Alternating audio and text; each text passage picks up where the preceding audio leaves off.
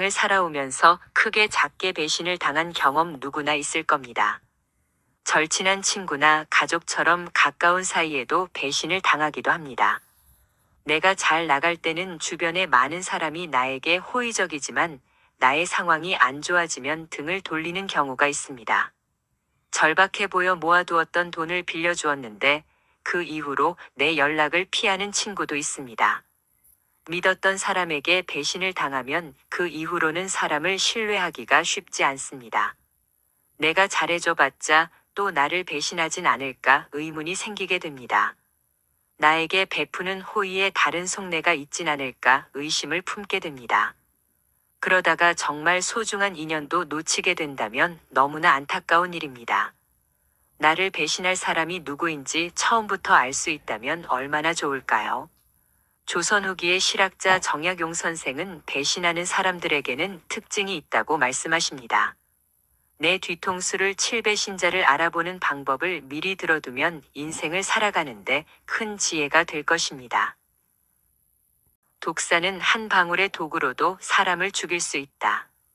배신자도 마찬가지이다. 그들은 한마디의 거짓말, 한 번의 행동으로 당신의 마음을 깊이 상처 입힐 수 있다. 또한 독사는 아름다운 꼬리를 가지고 있지만 그 꼬리에는 치명적인 독이 있다. 배신자도 마찬가지이다.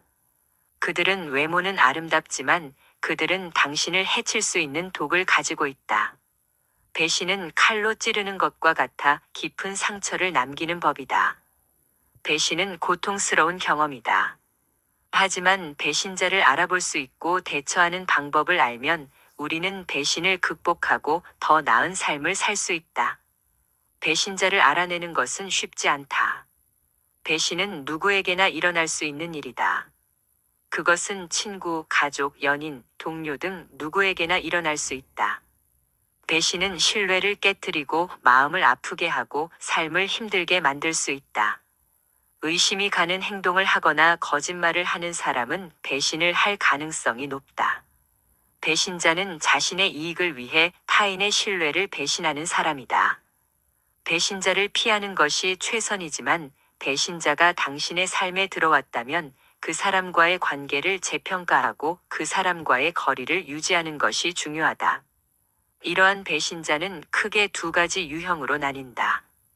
계획적인 배신자와 비계획적인 배신자이다. 계획적인 배신자는 처음부터 당신을 배신할 계획을 가지고 있다. 그들은 당신을 속이고 당신의 신뢰를 얻은 후 당신을 배신한다. 반면에 비계획적인 배신자는 처음부터 당신을 배신할 계획을 가지고 있지 않다. 그들은 순간적인 충동이나 자신의 이익을 위해 당신을 배신한다. 배신자는 왜 당신을 배신하는 것일까? 배신자의 심리는 다양하다. 첫째, 질투이다. 배신자는 당신의 성공이나 행복을 질투해서 당신을 배신할 수 있다. 둘째, 분노이다. 배신자는 당신에게 상처를 받았거나 당신에게 원한을 품고 있어서 당신을 배신할 수 있다. 셋째, 이기심이다. 배신자는 자신의 이익을 위해 당신을 배신할 수 있다. 넷째, 두려움이다. 배신자는 당신에게 들통날까봐 두려워서 당신을 배신할 수 있다. 신뢰는 인간관계의 가장 중요한 요소 중 하나이다. 신뢰가 없으면 관계는 무너지고 만다. 배신은 신뢰를 깨는 행위이기 때문에 관계를 파괴하고 고통을 준다. 따라서 우리는 배신을 피하고 신뢰를 지키는 것이 중요하다. 결국 배신자는 당신의 마음을 아프게 하고 당신을 힘들게 하는 존재이다. 배신자를 알아보고 예방하는 것은 당신의 삶을 더 행복하게 만들 수 있다. 배신을 당하지 않기 위해서는 신중하게 행동하고 신뢰를 쌓는 것이 중요하다. 인간관계에서는 야박한 사람은 절대 신뢰할 수 없다. 그들은 가까이 하면 안 되는 사람들이다. 그가 얼마나 충실하고 인정 많고 부지런하고 민첩하게 나를 섬기더라도 그들은 결국 은혜를 잊고 의리를 저버린다.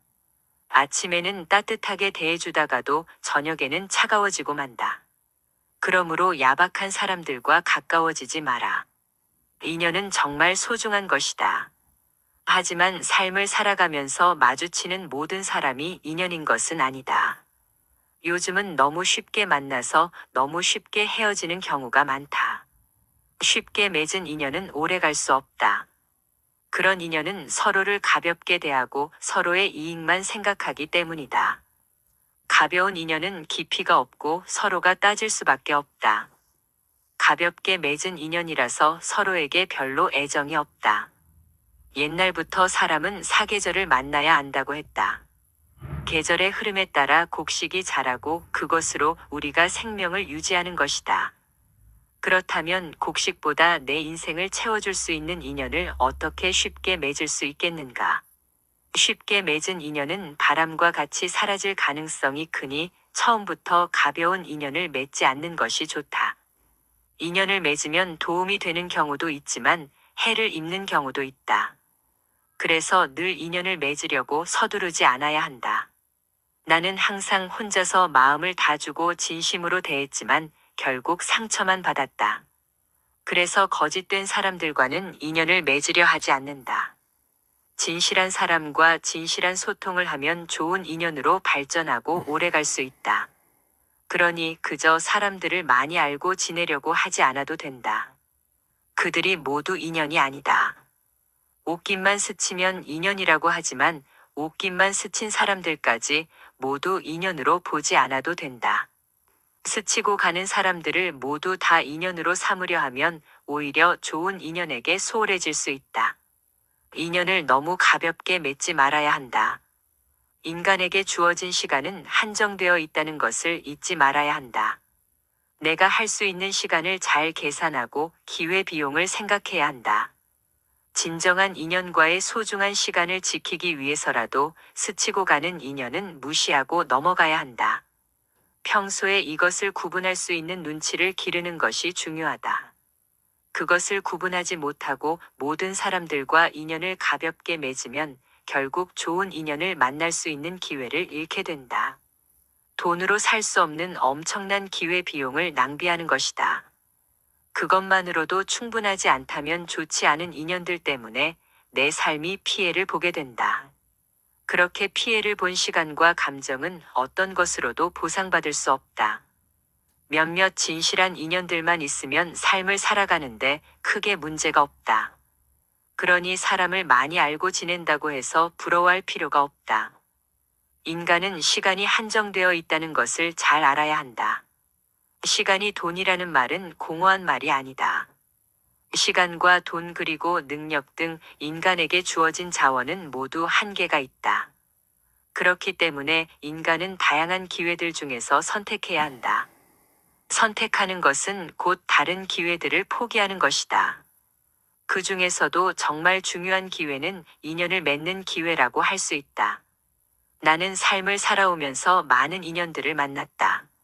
그 중에는 좋은 인연도 있었고 나쁜 인연도 있었다. 나쁜 인연인 경우에는 인연을 끊으며 후회와 반성을 많이 했다. 인연이 아닌 인연들 때문에 얻은 것보다 잃은 것이 더 많았다. 그래서 다시는 그런 실수를 반복하지 않겠다고 다짐했다. 하지만 내가 사람을 잘 판단하지 못하는 것인지 상대가 의도적으로 속이는 것인지 구별하는 것이 쉽지 않았다. 나이가 들어서야 조금씩 사람을 잘 가려내는 법을 배웠다. 평생 함께 하고 싶은 사람일수록 더 예의를 갖추는 것이 좋다.